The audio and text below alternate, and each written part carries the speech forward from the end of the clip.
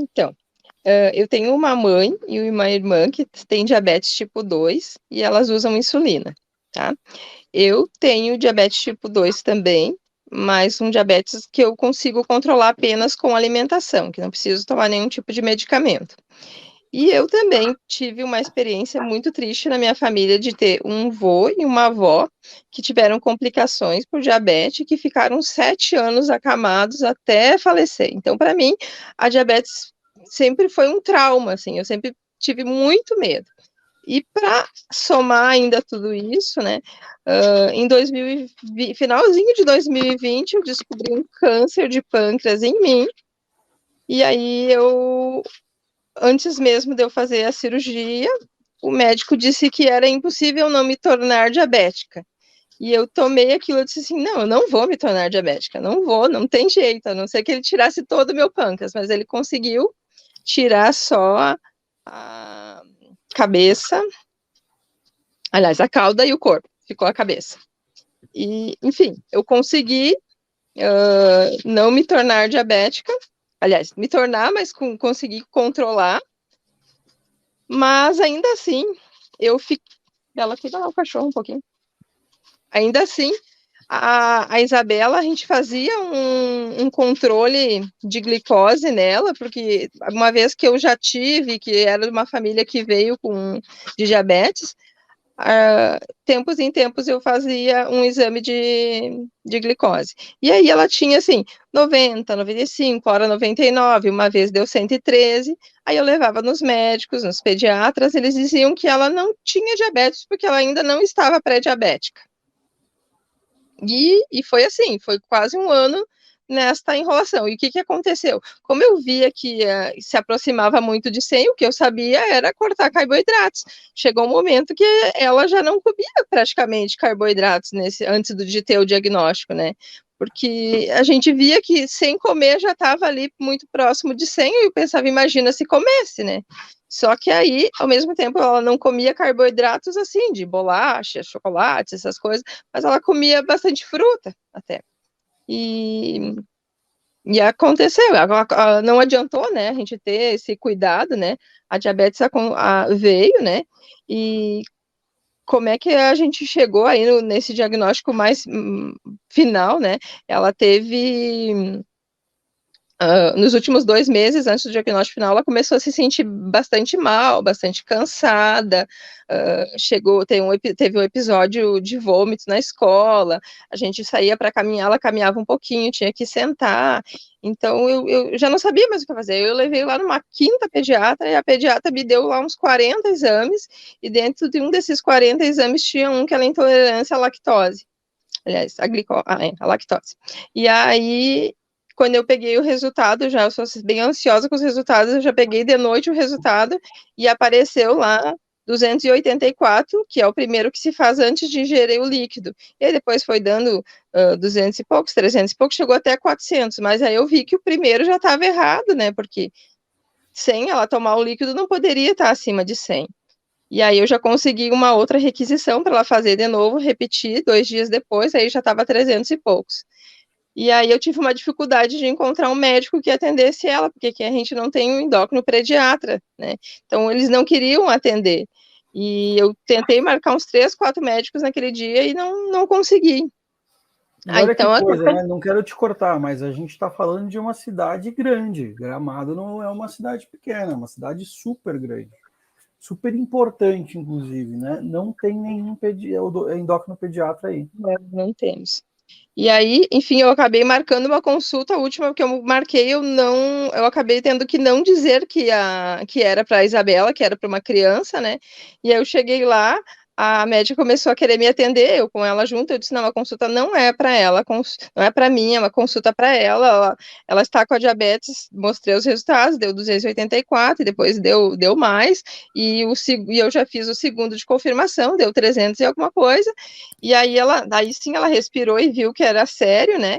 E aí me pediu que se ela passasse mal de noite, que levasse num plantão, ainda assim, se ela dormisse bem, que no outro dia eu já me dirigisse para um centro especializado, né? Então a gente foi lá para o ICD de Porto Alegre. Eles indicaram, né? A gente foi na sexta, a NPH e a regular. E a gente já voltou na segunda, e nesse final de semana que a gente ficou, ela teve as glicosas com medição muito próxima, sempre 400 e alguma, 300 e alguma coisa, 400 e alguma coisa. Então, na segunda, eles já tiraram a regular e trocaram pela rápida, mas mantiveram a NPH. E aí a gente seguiu um mês, assim, que até o outro mês ia ter a próxima consulta. Nesse meio tempo, a gente ficou pesquisando, eu e o meu esposo, muitas matérias, muita coisa sobre diabetes, e aí o meu marido, inclusive, que achou uma live de você entrevistando uma mãe, e aí ele me chamou para ver, e aí eu segui olhando, e depois eu segui assistindo vários e vários e vários dias, e sigo assistindo até hoje, entendendo, né, um pouco mais desse mundo da diabetes, um pouco mais de coisas que a Isabela poderia comer e não ficar com uma vida tão proibida e tão restritiva, até porque a minha é um pouco mais restritiva, e ela também tinha esse medo, que ela dizia para mim, mãe, eu não quero viver uma vida comendo mato, que nem tu, ela dizia para mim. Eu não queria que ela tivesse, porque eu já tenho um certo trauma com a diabetes, eu não queria que ela criasse esse trauma.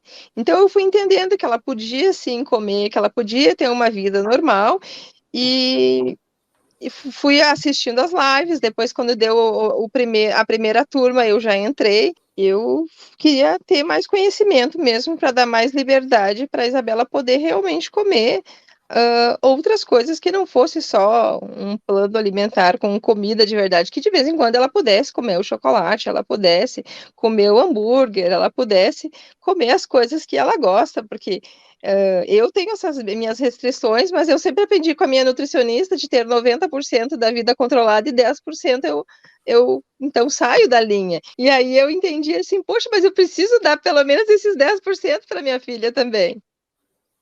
Né? Então, e do jeito que eu saí de lá, parecia que ela não tinha direito nem a esses 10%. E quando eu tentei deixar ela fazer, deu tudo errado. Deu ruim. Aí o deu Waze falou assim, corrija a sua rota. Aí eu pensei, não, eu preciso deste conhecimento, eu preciso entender e fazer isso funcionar. E eu acreditei muito, eu disse, não, isso vai funcionar, isso tem que funcionar, isso vai funcionar. E graças a Deus funcionou, assim. A gente, claro que teve dias, né, que a gente e tem ainda, às vezes, né, dias que a gente se perde em função, às vezes, eu já comentei com a Lê, com alguma frequência, Isabela tem uma infecção, desregula tudo de novo, a gente tem que colocar na rota de novo, né, adequar basal, adequar a quantidade de insulina rápida, mas, enfim, eu aprendi muita coisa que lá no ICD, num primeiro momento, a gente não aprende, né, o que é fator de sensibilidade, as próprias relações carboidratos, que eu nunca imaginei que existiria uma relação de manhã, uma de meio-dia, uma de noite, que fosse diferente. Primeiro que a gente nem tinha, né, qual a relação, era só a tabelinha, né, mas depois quando eu tentei achar e partir de um pressuposto que era mais ou menos 15, eu não imaginava que pudesse ter relações em horários diferentes, né, então assim, participar do método, que eu ainda sou aluna, né, participo, isso me deu essa liberdade de poder ver ela comendo tudo de novo, e foi desde o primeiro dia. Eu lembro que eu mandei uma mensagem para a Lê, eu ainda nem estava no curso, eu disse, gente, a minha filha vai ter o primeiro evento da escola, ela tinha diagnóstico em agosto, em setembro teve o 20 de setembro, e aí ela ia ter que comer um pastel. Eu disse, meu Deus, como é que eu vou fazer para não deixar ela no primeiro evento da escola não comer um pastel?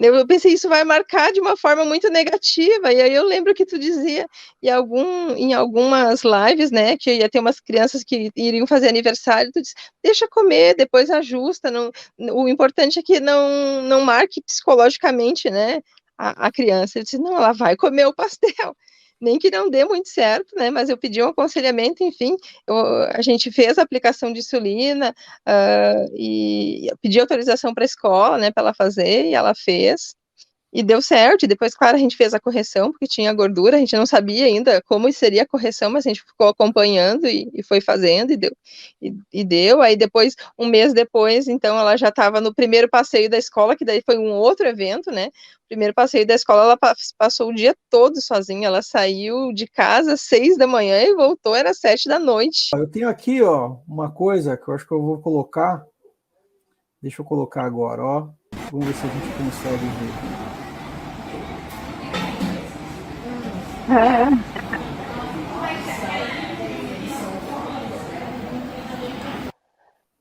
Eita, coisa boa!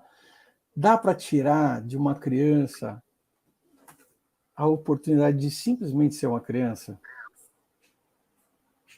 Não dá. Não podemos fazer isso com elas. Ali eu aprendi, assim, ó, desde os primeiros momentos que o impacto psicológico ia ser pior. Então, por isso que como eu te disse, eu entrei no curso, eu busquei e eu permito que sim, ela saia da rotina, que ela coma as coisas que ela quer, mas de forma consciente, né? De forma com que ela saiba que ela vai ter que fazer correção, porque hoje ela tem um pequeno trauma, e o pequeno trauma é com a aplicação ainda da insulina. Não é, vamos dizer assim, que 60%, 70% das vezes ela aplica de forma rápida, porque só ela aplica, ela não deixa eu aplicar. Ela é a única pessoa que aplica desde o primeiro dia, não deixa ninguém aplicar. Mas tem alguns momentos que ela tem, assim, uma coisa assim, ela demora meia hora, às vezes quase uma hora para aplicar, então ela tem essa questão ainda com a aplicação. Mas com a alimentação a gente conseguiu não ter esse bloqueio e não deixar ela, assim, traumatizada nesse ponto, né? Então ela come. E às vezes eu ainda digo assim, eu tive que alertar as pessoas, né? Porque a cada pouco as pessoas me dizem, mas ela não pode comer isso, ela não pode comer aquilo. Ela vai no primeiro aniversário, ela não foi, depois ela já começou a ir nos aniversários e comer normal. E as pessoas, mas ela não pode comer bolo, mas ela não pode comer docinho. Eu disse, ela pode sim, ela toma insulina. Tenho muita gratidão pelo curso, eu indico, recomendo para as pessoas, porque eu aprendi muito, muito mesmo. E sigo aprendendo. Cada dia que eu tenho um tempinho, eu assisto mais um pedacinho de live, porque tem sempre algum segredinho, alguma coisinha que a gente vai aprendendo nova.